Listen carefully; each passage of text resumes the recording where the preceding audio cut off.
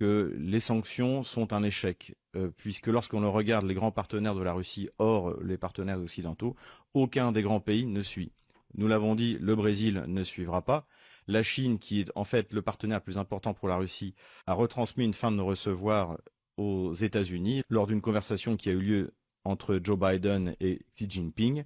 L'Inde, au contraire, a décidé d'en profiter pour acheter avec une bonne réduction du pétrole russe et étudie désormais la manière de commercer avec la Russie en utilisant son propre système de transfert d'argent et en utilisant sa monnaie nationale qui est le roupie. L'Arabie saoudite, quand elle constate que les avoirs que la Russie détenait en Occident peuvent être gelés, est évidemment désormais intéressée de vendre son pétrole à la Chine en yuan.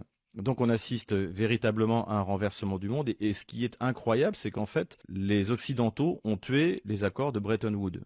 Pourquoi ? Parce que quand on dit que les Occidentaux, par exemple, ont décidé de geler les réserves d'argent russe qui étaient en dépôt dans les différentes banques centrales occidentales. En fait, c'est juste une confiance, c'est-à-dire que la Russie acceptait d'utiliser le dollar ou l'euro comme monnaie d'échange et donc acceptait de vendre ses biens, notamment ses hydrocarbures, en échange d'une monnaie qui était censée lui permettre d'acheter quelque chose avec cette monnaie. Mais c'est pas des valises de cash, c'est juste une ligne sur un ordinateur, c'est un accord général. Or, cet accord général vient d'être brisé. Pour la Russie, évidemment, c'est une perte sèche, peut-être temporaire, mais en tout état de cause, c'est la fin de la confiance que le monde entier pouvait avoir dans le dollar, et même maintenant dans l'euro.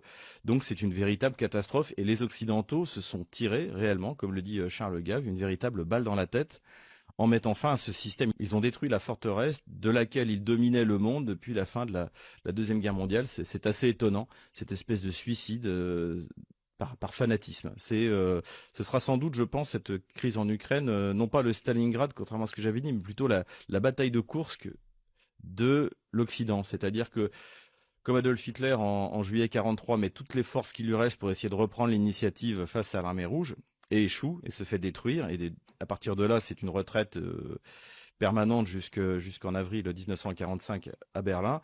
Et pour l'Occident, aujourd'hui, c'est ça, c'est-à-dire qu'ils mettent toutes leurs dernières forces économiques, qui pourtant ne sont plus ce qu'elles étaient, pour essayer de reprendre l'initiative. Mais en fait, ils sont en train de s'épuiser face aux Russes, pendant que la Chine et l'Inde se préparent, elles, au monde de demain, qui sera économiquement, évidemment, dominé par l'Asie.